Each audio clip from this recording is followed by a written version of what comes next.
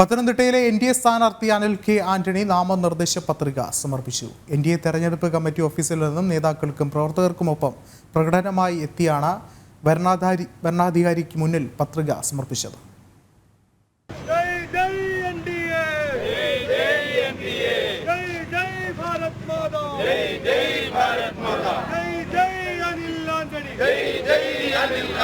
ജയ് മോദി, ജയ് അനിൽ ആന്റണി വിളികളോടെ പ്രവർത്തകർ നാമനിർദ്ദേശ പത്രിക സമർപ്പണത്തിന് മുന്നോടിയായി നഗരത്തിൽ ആവേശോജ്വലമായ പ്രകടനം.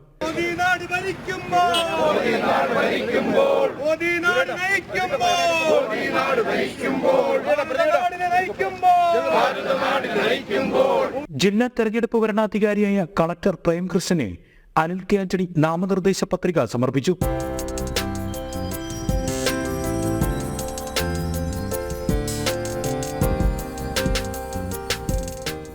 എല്ലാ വിഭാഗങ്ങളുടെയും പിന്തുണ എൻ.ഡി.എക്കുണ്ടെന്നും വിജയം ഉറപ്പെന്നും അനിൽ കെ ആന്റണി നാമനിർദ്ദേശ പത്രിക സമർപ്പിച്ചതിനു ശേഷം പ്രതികരിച്ചു.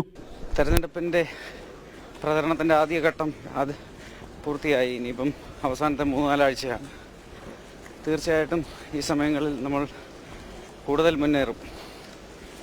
ഇവിടെ തീർച്ചയായിട്ടും വിജയിക്കുമെന്ന് തന്നെയാണ് എൻ്റെ വിശ്വാസം. പ്രചാരണം 5 ആഴ്ചകൾ പിന്നിട്ട് അടുത്ത ഘട്ടത്തിലേക്ക് കടക്കുമ്പോൾ മറ്റു 2 മുന്നണികളുടെയും സ്ഥാനാർത്ഥികളെക്കാൾ പ്രചാരണത്തിൽ ഏറെ മുന്നിലാണ് എൻ.ഡി.എ സ്ഥാനാർത്ഥി അനിൽ കെ ആന്റണി.